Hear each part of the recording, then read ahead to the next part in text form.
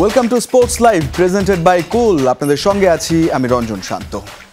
শেষের পথে দেশের ক্রিকেটের একটা অধ্যায়। আবেগ আর ভালোবাসায় জড়ানো সাকিব, মাশরাফি, তামিম, রিয়াদ, মুশিরা স্বপ্নের বীজ বুনেছিলেন কোটি ক্রিকেট প্রেমীর মনে, যাদের হাত ধরে আমরা পৌঁছেছি বিশ্বকাপের কোয়ার্টার ফাইনালে, চ্যাম্পিয়ন্স ট্রফির সেমিফাইনালে কিংবা এশিয়া কাপের ফাইনালে। তবে 22 গজের সেই 5 নায়কের বিদায়ের গল্পটা এমন হওয়ার কথা ছিল কি? একটা সময় ছিল যখন স্বপ্নটা ছিল জলজলে, বাংলাদেশও একদিন বড় দল হবে।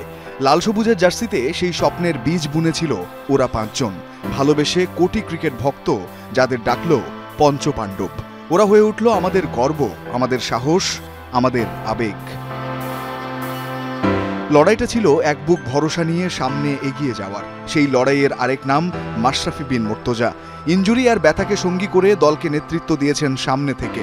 নতুন সাহসী যুগের সূচনা করেছেন বাংলাদেশের ক্রিকেটে। শিখিয়ে গেছেন হারার আগে হেরে না যাওয়ার মন্ত্র। লাল সবুজের ক্রিকেট পেল একটা নাম, সেই নামই হয়ে উঠল বিশ্ব ক্রিকেটে বাংলাদেশের সবচেয়ে বড় বিজ্ঞাপন, সবচেয়ে বড় ব্র্যান্ড। এদেশে ক্রিকেটের সমর্থক শব্দ হয়ে উঠলেন সাকিব আল হাসান। বাঙালির ক্রিকেটকে নিয়ে গেলেন এক ধাপ উঁচুতে। ডাউন দ্য উইকেটে এসে বাঁহাতি ছেলেটা ছক্কা হাঁকিয়ে জানান দিলেন লাল সবুজের জার্সিতেও ডমিনেট করা যায় প্রতিপক্ষের বাঘা বোলারকে।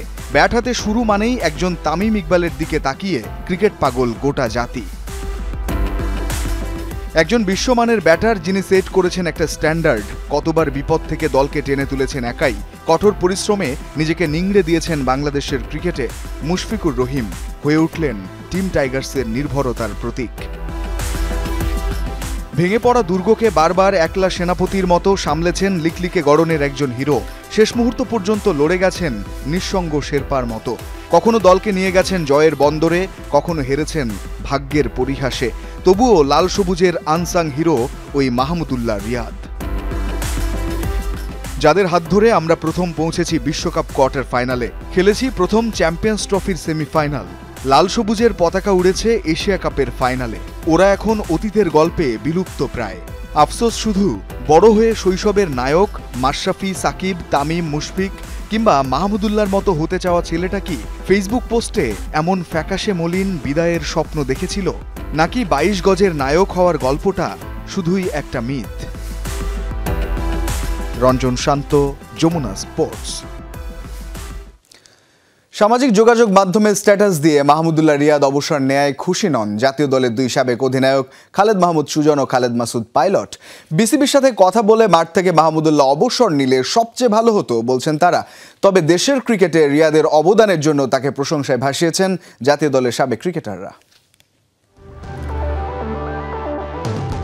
2021 সালে জিম্বাবুয়ের বিপক্ষে হারারে টেস্টে দারুণ এক সেঞ্চুরি করার পর সবাইকে চমকে দিয়ে টেস্ট ক্রিকেট থেকে অবসরের ঘোষণা দিয়েছিলেন মাহমুদুল্লাহ রিয়াদ। এই সিদ্ধান্তের পেছনে যে চাপা ক্ষোভ ছিল সেটাও ওপেন সিক্রেট। 2024 সালে টি-20 থেকে অবসর নেন। ভারতের বিপক্ষে সেবার সিরিজ শুরুর আগেই অবশ্য অবসরের সিদ্ধান্তটা জানিয়ে দিয়েছিলেন মাহমুদুল্লাহ। আমার কাছে মনে হয় যে probably it is the right time to take this decision and I think probably I have taken the good decision. হায়দ্রাবাদে সিরিজের শেষ ম্যাচে মাঠে তাকে আড়ম্বর সংবর্ধনা দেয় পুরো দল। এরপর কেবল একটি ফরম্যাটেই খেলছিলেন রিয়াদ, ওয়ানডে। চ্যাম্পিয়ন্স ট্রফির পর বাংলাদেশের জার্সিতে হয়তো দেখা যাবে না সাইলেন্ট কিলারকে, এটা অনুমেয় ছিল সবারই। কিন্তু সেটা আড়ম্বর আয়োজনে হোক এমন প্রত্যাশা ছিল সমর্থক, বিসিবি কর্মকর্তা সবারই। কিন্তু কাউকে কোনো সুযোগ না দিয়ে মাহমুদুল্লাহ সামাজিক যোগাযোগ মাধ্যমেই স্ট্যাটাস দিয়ে ইতি টানলেন ক্রিকেট ক্যারিয়ারের। কিন্তু কেন? ফেসবুকে কেন, যে কোনো জায়গায় একটা খেলোয়াড় তার নিজস্ব স্বাধীনতা আছে, রিটায়ারমেন্ট অ্যানাউন্স করতেই পারে, বাট আমার কাছে এই কালচারটা আসলে ভালো লাগে নাই। পরিপূর্ণভাবে যে মাঠ থেকে একটা খেলোয়াড়কে রিটায়ারমেন্টটা, সেটা কিন্তু সম্ভব যদি ম্যানেজমেন্ট সুন্দরভাবে খোলাসাভাবে যদি আলাপ আলোচনার মাধ্যমে কথা বলে। মানুষটাকে মাঠ থেকে বিদায় দেওয়া, আমি চিন্তা মনে করি যে সবসময় হোম সিরিজ হওয়া উচিত, এবং একটু আগে থেকে যদি বলে যে দেখেন আমি নেক্সট হোম সিরিজে I been playing, thank you so much for giving me opportunity এত বছর বাংলাদেশ ক্রিকেট খেলার জন্য, বাট আমি মনে করি এখন আমার টাইম, আমি রিটায়ার করতে চাই। সেরকম একটা রিলেশন ডেভেলপ করাটা অবশ্যই আমি মনে করি উচিত। যারা প্লেয়ার তাদের মাঠ থেকে বিদায় নেওয়াটা কিন্তু এটা একটা তাদের যারা ফ্যান আছে তারাও ডিজার্ভ করে কিন্তু এই জিনিসটা, কারণ আপনি এতদিন ধরে আপনাকে ফ্যানরা সাপোর্ট করলো, আপনার শেষ সময়টা বিদায় বেলায় আপনাকে যদি তারা মাঠ থেকে না বিদায় দিতে পারে, সো আমার মনে হয় তারাও এক অর্থে বঞ্চিত হয়। তবে কারণ যেটাই হোক না কেন দেশের ক্রিকেটে মাহমুদুল্লাহ রিয়াদের অবদান অনেক বলছেন এই দুই সাবেক।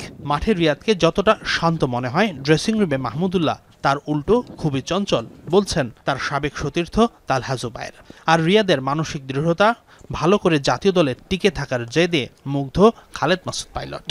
মাহমুদুল্লাহ রিয়াদের সবচেয়ে ভালো জিনিস হচ্ছে খুব ভালো একজন টিমমেট। আপনি যদি দেখেন যে তাকে যে কোনো সময় যে কোনো ক্যাপ্টেন বা যে কোনো টিমে সে যখন খেলতো খুবই পজিটিভ একজন প্লেয়ার ছিল এবং প্রত্যেকটা প্লেয়ারকে বড় ছোট সবাইকে সমান চোখে দেখতেন এবং খুব ডিসিপ্লিন একজন খেলোয়াড় ছিলেন। আমার কাছে মনে হয়েছে যে of the field in the field সবসময় ডিসিপ্লিন। ওর গেমে যখন ও মাঠে ঢুকে যায় ইজ ভেরি সিরিয়াস। ও যখন গেমে থাকে তখন ও ম্যাচ নিয়ে বাইরের অন্য কিছু ওর মাথায় থাকে না, কিন্তু আপনি গেমের বাইরে কিংবা আমরা যখন আলাদা আড্ডা দেই তখন কিন্তু Riyad is a different character.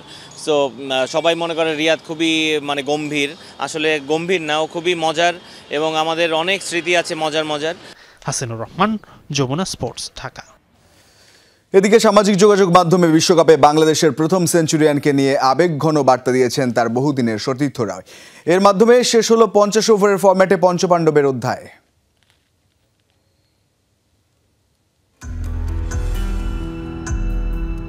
আরও একটি নক্ষত্রের পতন, আরও একটি যুগের অবসান। আন্তর্জাতিক ক্রিকেটকে বিদায় জানালেন বাংলাদেশের সাইলেন্ট কিলার মাহমুদুল্লাহ রিয়াদ। হয়তো এমন বিদায় কাম্য ছিল না, মাঠ থেকে নয় ফেসবুকে বিদায়ের ঘোষণা দিলেন নাম্বার 30। পার্শ্ব চরিত্রে থাকা মানুষের অবদান ঢাকা পড়ে যায় কুয়াশার চাদরে। 22 গজের জীবন সিনেমায় সবসময় পার্শ্ব চরিত্রে থাকাদের একজন মাহমুদুল্লাহ রিয়াদ সবসময় থেকেছেন আড়ালে। তামিম সাকিবদের পাশাপাশি উঠতি তরুণদের ভিড়ে সবাই ভুলতেই বসেছিল এটাই ছিল রিয়াদের শেষ চ্যাম্পিয়ন্স ট্রফি। সময় যে হয়েছে সজোরে হাঁকানো তলোয়ারটা তুলে রাখার, শেষমেশ তুলেই রেখে দিলেন সকল সমালোচনার জবাব দেওয়ার ব্যাটটি। সামাজিক যোগাযোগ মাধ্যমে বিশ্বকাপে দেশের প্রথম সেঞ্চুরিয়ানকে নিয়ে আবেগঘন বার্তা দিয়েছেন তার সতীর্থরা। রিয়াদের এই বিদায় মাশরাফিকে মনে করিয়ে দিয়েছে কার্ডিফ ও অ্যাডিলেইডের সেই সেঞ্চুরির কথা। নড়াইল এক্সপ্রেস সাইলেন্ট কিলারকে শুভকামনা জানিয়েছেন ঘরোয়া ক্রিকেটের জন্য। রিয়াদের সাথে 22 গজ শেয়ার করাটাকে সম্মানের ও গর্বের হিসেবে দেখছেন বাংলাদেশ ক্রিকেটের পোস্টার বয় সাকিব আল হাসান। বড় ভাইয়ের বিদায়ে সম্মান জানাতে ভোলেননি তামিম ইকবাল। বাংলাদেশ ক্রিকেটের একটি স্তম্ভ হিসেবে রিয়াদকে আখ্যা দিয়েছেন দেশবরেণ্য এই অপেরার। রিয়াদের সাথে ড্রেসিং রুম শেয়ার করা ও তার অধিনায়কত্বের অধীনে খেলতে পারায় নিজেকে সৌভাগ্যবান মনে করছেন লিটন দাস। যার খেলা দেখে বড় হয়েছেন সেই পথ প্রদর্শকের বিদায়ে স্মৃতির পাতায় হারিয়ে গিয়েছিলেন তাওহিদ হৃদয়। এক বার্তায় জানিয়ে দিলেন তাদের বন্ধু মহলে মাহমুদুল্লাহর নাম ছিল পেইন কিলার। বিদায়ী পোস্টে পরিবার, বিসিবি, সতীর্থ ও ভক্তদের প্রতি কৃতজ্ঞতা প্রকাশ করেন মাহমুদুল্লাহ রিয়াদ, যিনি দলের জন্য নীরবে নিবৃতে এত কিছু করেছেন। সেই দলকেও শুভকামনা জানিয়েছেন বিশ্বকাপের 3টি সেঞ্চুরি হাঁকানো রিয়াদ। লাল সবুজের জার্সি গায়ে আর যে উঠতে দেখা যাবে না রিয়াদকে, আর যে দেখা যাবে না সেই ফ্লাইং কিস কিংবা সেই আইকনিক সেলিব্রেশন। সবকিছুর জন্য ধন্যবাদ রিয়াদ, ধন্যবাদ আমাদের মলিন মুখে হাসি ফোটানোর জন্য। মেহেদি রিয়ান, যমুনা স্পোর্টস। এবার ডিপিএল এর খবর। এনামুল বিজয় ও সাদিকুর রহমানের ঝড়ো 50-তে শাহিনপুকুরকে 8 উইকেটের বড় ব্যবধানে হারিয়েছে গাজী গ্রুপ ক্রিকেটার্স। শাহিনপুকুরের দেয়া 163 রানের লক্ষ্যমাত্রা 17 ওভার 5 বলেই টপকে যায় দলটি। লো স্কোরিং অপর ম্যাচে ধানমন্ডিকে 5 উইকেট হারিয়েছে অগ্রণী ব্যাংক, আর রূপগঞ্জ টাইগার্সকে হারিয়ে আসরে দ্বিতীয় জয় তুলে নিল নবাগত গুলশান ক্রিকেট ক্লাব। এবারে অবশ্য ফ্লিক শট, দারুণ শট। 2 জয়ে আসর শুরু করা ধানমন্ডি স্পোর্টস ক্লাবের যেন উল্টো যাত্রা চলছে ঢাকা প্রিমিয়ার লিগে। বিকেএসপির 4 নম্বর মাঠে টস হেরে ব্যাট করতে নেমে মাত্র 115 রানে গুটিয়ে যায় দলটি। সর্বোচ্চ 35 রান আসে মঈন খানের ব্যাট থেকে। ডাবল ডিজিট স্পর্শ করতে পেরেছেন আর কেবল নুরুল হাসান সোহান, সঞ্জামুল ইসলাম ও জাকিরুল। 14 রান দিয়ে 4 উইকেট নেন পেসার রবিউল হক। ছোট লক্ষ্য তারায় মাত্র 26 রানে 3 উইকেট হারিয়ে শুরুটা ভালো হয়নি অগ্রণী ব্যাংকের। তবে অভিজ্ঞ মার্শাল আয়ুবের অপরাজিত 51 রানে শেষ পর্যন্ত 5 উইকেটের সহজ জয় নিশ্চিত হয় দলটির। 4 ম্যাচে 3 জয়ে টেবিলের 5-এ অগ্রণী ব্যাংক আর 2 ধাপ পেছনে ধানমন্ডি। এবারে একটা ড্রাইভ করেছেন। বিকেএসপির অপর মাঠে উত্তাপ ছড়িয়েছেন গাজী গ্রুপের অধিনায়ক এনামুল বিজয়। ৮-৪ ও ২ ছক্কায় মাত্র ২৬ বলে 50 হাঁকিয়েছেন প্রথম ২ ম্যাচে ০ রানে আউট হওয়া বিজয়। আরেক ওপেনার সাদিকুর রহমান খেলেন ৩০ বলে ৫০ রানের আগ্রাসী ইনিংস, আর তাতে ১৬৩ রানের লক্ষ্য মাত্র ১৭ ওভার ৫ বলেই টপকে যায় গাজী গ্রুপ। এর আগে টস হেরে ব্যাট করতে নেমে ১৬১ রানে অল আউট হয় শাইন পুকুর। সর্বোচ্চ ৪৬ রান করেন জোবায়ের হোসেন। দ্বিতীয় সর্বোচ্চ ২৯ রান আসে অনিক সরকারের ব্যাট থেকে। ৩টি করে উইকেট নেন শামীম ও তোফায়েল। জবাবে আগ্রাসী ব্যাটিংয়ে ৮ উইকেটের জয় তুলে নেয় গাজী গ্রুপ ক্রিকেটার্স।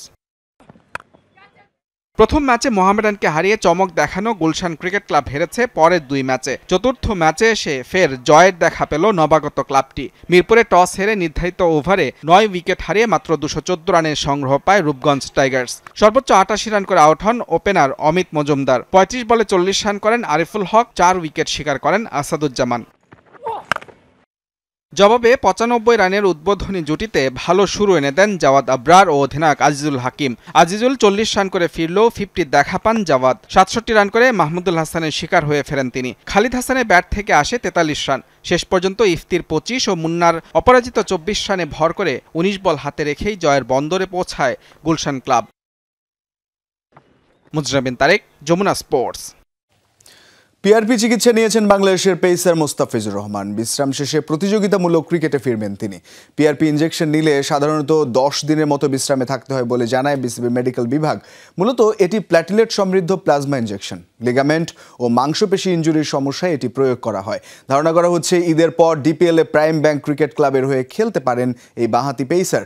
যদিও শুরুতে পারিশ্রমিক জটিলতার কারণে দল পাননি তিনি। এছাড়া পুরো মৌসুমের জন্য এনওসি পাওয়া সাপেক্ষে আইপিএলে খেলতে যাওয়ার কথা রয়েছে ফিজের। উয়েফা চ্যাম্পিয়ন্স লিগের খবর। মাদ্রিদ ডার্বিতে নাটকীয় টাই ব্রেকারে অ্যাটলেটিকো মাদ্রিদকে ৪-২ গোলে হারিয়ে কোয়ার্টার ফাইনালে জায়গা করে নিল রিয়াল মাদ্রিদ। আরেক ম্যাচে ড্র করেও কোয়ার্টারে জায়গা করে নিয়েছে আর্সেনাল। আর ক্লাব ব্রুককে ৩-০ গোলে হারিয়ে শেষ ৮-এ অ্যাস্টন ভিলা।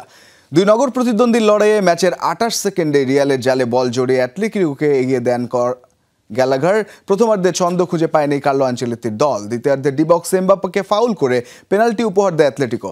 গোল শোধের সুযোগ পেয়েও হাতছাড়া করেন ভিনি। শেষ পর্যন্ত রিয়াল ম্যাচ হেরে গেলে ২ লিগ মিলিয়ে স্কোর লাইন দাঁড়ায় ২-২। ম্যাচ গড়ায় টাই ব্রেকারে। রিয়ালের হয়ে এমবাপ্পে, বেলিংহ্যাম, ভ্যালভের্দে এবং রুডিগার লক্ষ্যভেদ করলেও মিস করেছেন লুকাস ভাস্কেজ। অন্যদিকে অ্যাটলেটিকোর হয়ে আলেকজান্ডার আনহেল কোরবে গোল করলেও মিস করেছেন আলভারেজ ও মার্কোস লরেন্তে। এর মধ্যে ডাবল টাচ হওয়ায় বল জালে জড়ালেও ভিএআর বাতিল হয় আলভারেজের গোল। তাতেই শেষ হয় অ্যাটলেটিকোর চ্যাম্পিয়ন্স ট্রফি যাত্রা। নিশ্চিত হয়েছে উয়েফা চ্যাম্পিয়ন্স লিগের কোয়ার্টার ফাইনালের line up. Barcelona, Arsenal, Real Madrid জায়গা করে নিলেও বাদ পড়েছে লিভারপুল, অ্যাটলেটিকো মাদ্রিদের মতো জায়ান্টরা। শেষ ৮-এর প্রথম লেগ মাঠে গড়াবে ৮ ও ৯ এপ্রিল। ১৫ ও ১৬ এপ্রিল হবে ফিরতি লেগ। গত আসরে রানার্স আপ বরুসিয়া ডর্টমুন্ড খেলবে বার্সেলোনার বিপক্ষে। এদিকে আরেক জার্মান ক্লাব বায়ার্ন মিউনিখের প্রতিপক্ষ ইন্টার মিলান। বর্তমান চ্যাম্পিয়ন রিয়াল মাদ্রিদের লড়াই হবে ইংলিশ ক্লাব আর্সেনালের বিপক্ষে। আরেক ম্যাচে মুখোমুখি হবে অ্যাস্টন ভিলা ও পিএসজি। বাড়তি উন্মাদনা ছড়াচ্ছে বায়ার্ন ইন্টার এবং আর্সেনাল রিয়ালের ম্যাচ নিয়ে। ২০০৯-১০ আসরের চ্যাম্পিয়ন্স লিগের ফাইনালে বায়ার্নকে ২-০ গোলে হারিয়ে শিরোপা জিতেছিল ইন্টার। পুরনো ইতিহাস আছে রিয়াল এবং আর্সেনালেরও। ২০০৫-৬ মৌসুমে শেষ ১৬ থেকে রিয়ালকে বিদায় করেছিল গানাররা। বার্সেলোনা এবং বরুসিয়া ডর্টমুন্ড ম্যাচে কিছুটা ফেভারিট মানা হচ্ছে বার্সেলোনাকেই। সময় হলো একটা স্ট্র্যাটেজিক টাইম আউটের, সো স্টে কানেক্টেড। যারা দেখেছেন হুলিয়ান আলভারেজের বল ডাবল টাচ হয়েছে তারা হাত তুলুন। চ্যাম্পিয়ন্স লিগের ম্যাচ শেষে সাংবাদিকদের এমন প্রশ্নই করেছেন Atletico Madrid coach Diego Simeone, কিন্তু কেউই হাত তোলেননি। উল্টো সামাজিক মাধ্যম এক্সে হাত তোলার এক ইমোজি পোস্ট করেন প্রতিপক্ষ রিয়াল মাদ্রিদের ফুটবলার দানি সোবাউস। মূলত টাইব্রেকারে আলভারেজের গোল বাতিল হওয়ায় চ্যাম্পিয়ন্স লিগের যাত্রা শেষ অ্যাটলেটিকোর। প্রশ্ন জেগেছে, আদৌ কি বলটি ডাবল টাচ হয়েছিল? ম্যাচ শেষ, শুরু হলো টাই ব্রেকার। রিয়াল মাদ্রিদের হয়ে গোলের দেখা পেয়েছেন কিলিয়ান এমবাপ্পে। অ্যাটলেটিকোর হয়ে পাল্টা গোল আলেকজান্ডার সরলথের। পর্যায়ক্রমে জুড বেলিংহামের গোল, পরে আবার অ্যাটলেটিকোর হুলিয়ান আলভারেজের গোল। ঘটনার শুরু ঠিক এখান থেকেই। এই গোলটি হয় প্রশ্নবিদ্ধ। রেফারিকে সঙ্গে সঙ্গে জানান কিলিয়ান এমবাপ্পে। একই অভিযোগ তুলেছেন রিয়ালের গোলরক্ষক থিবো কর্তোয়া। ফলে ভিএআর এর সাহায্য নেওয়া হয়। রিপ্লেতে দেখা যায় আলভারেজ ডান পায়ে শট নেয়ার আগে কিছুটা নিয়ন্ত্রণ হারিয়ে বাঁ পাটিও লেগে যায় বলে, অর্থাৎ গোল হয়েছে ডাবল টাচ বলে। এই গোলটি বাতিল হওয়ার কারণেই চ্যাম্পিয়ন্স লিগে নিজেদের যাত্রা শেষ করে অ্যাটলেটিকো মাদ্রিদ। ম্যাচ শেষে সংবাদ সম্মেলনে প্রশ্ন তোলেন অ্যাটলেটিকো কোচ ডিয়েগো সিমেওনে। সরাসরি সাংবাদিকদের জিজ্ঞেস করলেন, যারা দেখেছেন বল ডাবল টাচ হয়েছে তারা হাত তুলুন, কিন্তু কেউই হাত তোলেননি। সিমেওনের প্রশ্নে তাৎক্ষণিক কেউ সাড়া না দিলেও পাশে পেয়েছেন প্রতিপক্ষ দল রিয়াল মাদ্রিদের তারকা দানি সেবায়োসকে। সামাজিক মাধ্যম এক্সে হাত তোলার একটি ইমোজি পোস্ট করেছেন এই স্প্যানিশ তারকা। এদিকে স্প্যানিশ রেডিও নেটওয়ার্ক লা সারে নিজের বক্তব্য দিয়েছেন আলভারেজ। এই আর্জেন্টাইন জানিয়েছেন তিনি বলটিতে দ্বিতীয় কোনো স্পর্শ অনুভব করেননি। কিন্তু আসলে কি বলটি দুইবার স্পর্শ করেছেন আলভারেজ? উত্তরে হ্যাঁ বললেও ভুল হবে না, কেননা ভিএআর এ দেখা গিয়েছিল আলভারেজের পায়ের স্পর্শে বদলে গিয়েছিল বলের গতিপথ। সানজানা আইভি, যমুনা স্পোর্টস। ভারতের সাবেক অলরাউন্ডার সৈয়দ আবিদ আলী মারা গেছেন। দীর্ঘদিন রোগভোগের পর যুক্তরাষ্ট্রের ক্যালিফোর্নিয়ায় শেষ নিঃশ্বাস ত্যাগ করেছেন তিনি। মৃত্যুকালে আবিদের বয়স হয়েছিল 83 বছর। তার মৃত্যুতে শোক প্রকাশ করেছেন দেশটির সাবেক অধিনায়ক সুনীল গাভাস্কার। 1967 থেকে 1974 পর্যন্ত ভারতের হয়ে 29টি টেস্ট ও 5টি একদিনের ম্যাচ খেলেছেন আবিদ। কিংবদন্তি অধিনায়ক মনসুর আলী খান পাতৌদি, এমএল জয়সীমা এবং আব্বাস আলীদের সাথে মাঠ মাতিয়েছেন তিনি। হায়দ্রাবাদের হয়ে ঘরোয়া ক্রিকেট খেলতেন এই অলরাউন্ডার। 1967 সালে অ্যাডলেড অস্ট্রেলিয়ার বিপক্ষে টেস্ট অভিষেক হয়েছিল আবিদের। 29 টেস্টে মোট 1018 রান করেছিলেন তিনি। উইকেট নিয়েছেন 47টি। এছাড়া দেশের হয়ে 5টি একদিনের ম্যাচে 93 রানের পাশাপাশি নিয়েছেন 7 উইকেট। মাদক পাচারের মামলা থেকে অব্যাহতি পেলেন অস্ট্রেলিয়ার সাবেক স্পিনার স্টুয়ার্ট ম্যাকগিল। তবে কোকেন সরবরাহের সঙ্গে সম্পৃক্ত থাকার অভিযোগে তাকে দোষী সাব্যস্ত করেছে দেশটির আদালত। 54 বছর বয়সী এই সাবেকের বিরুদ্ধে বাণিজ্যিক পরিসরে মাদক সরবরাহের যে অভিযোগ ছিল সেখান থেকে মিলেছে মুক্তি। মূল ঘটনাটি 2021 সালের। সাবেক এই লেগ স্পিনার তার ব্যক্তিগত কোকেন ডিলারের সাথে এক সহযোগীর পরিচয় করিয়ে দেন। সে সময় পুলিশের অভিযোগ ছিল সেই দুইজন মিলে $2 লাখ মাদকের চুক্তির সঙ্গে জড়িত হয়েছিলেন। যদিও সেই লেনদেনে ম্যাকগিলের সম্পৃক্ততা পাওয়া যায়নি, কিন্তু নিষিদ্ধ মাদক সরবরাহে সচেতনভাবে অংশ নেওয়ার দায়ে তাকে দোষী সাব্যস্ত করা হয়। এই ছিল আজকের স্পোর্টস লাইভ। এতক্ষণ সঙ্গ দেওয়ার জন্য ধন্যবাদ সবাইকে।